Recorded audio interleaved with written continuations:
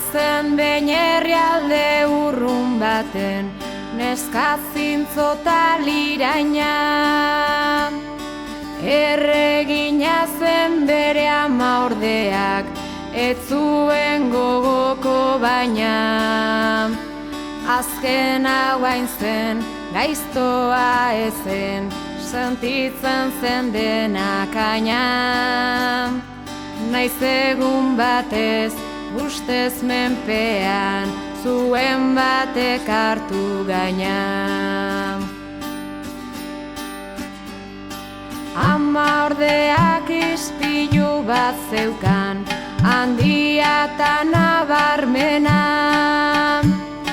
Beti bera galdetu zerantzun, bera ematen zuena. Ispilu nor da emakumeen artean dotoreena. O erregina hori zuzara, hain polita hain gardena. Alabein baten zeusteka beta, sorpresa hartu zuena. Beti bezala ispilu aurrean, jartzean gertatu zena.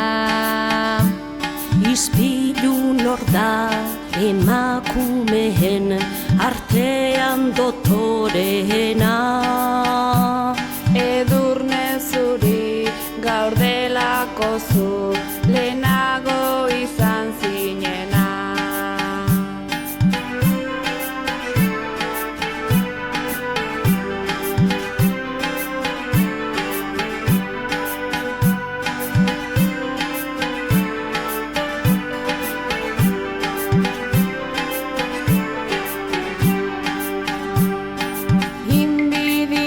Eraginda edo edurne zuri hiltzeko,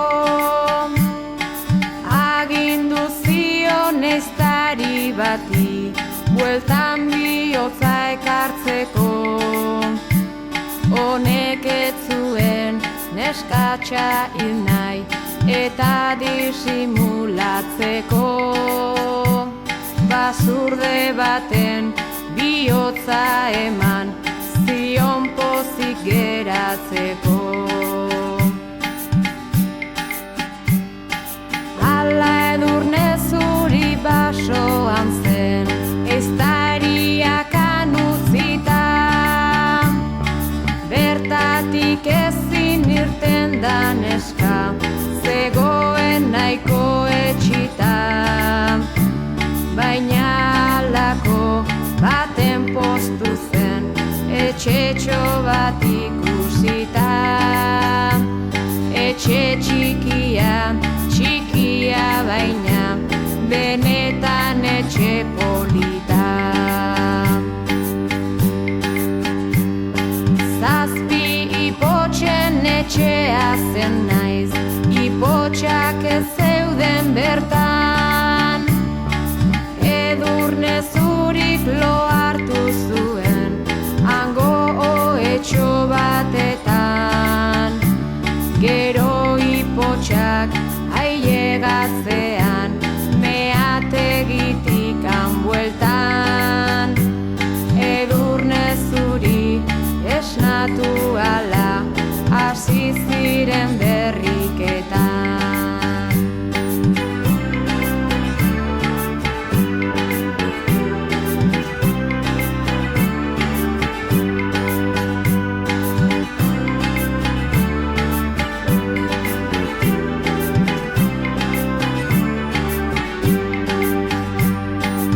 Ipotxak beti lanera joaten, ziren kantuan ta gogoz. Edurne zuri aldiz etxean, geratu oizen apropoz. Beinatxo zar bat inguratu zen, etxetxoko atea joz. Erregina zen mozorrotuta, neskatxa hiltzeko asmoz.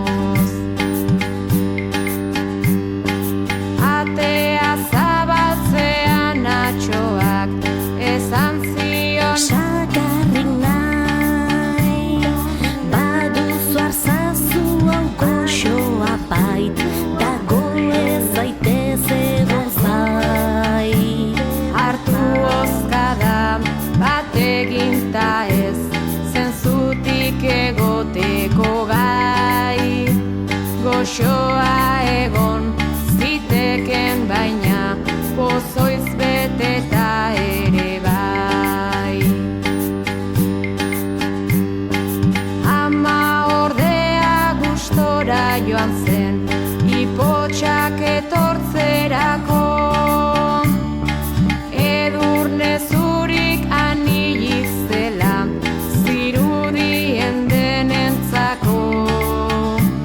Zenai gabea, egon ezina, zenbat negarreta malko.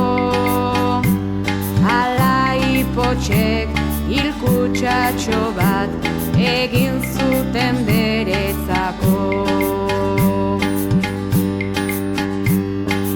Edurne zurik kutxa barruan jarri zuten eta zera. Basoko animali guztiak joan zitzaizkion gurtzera.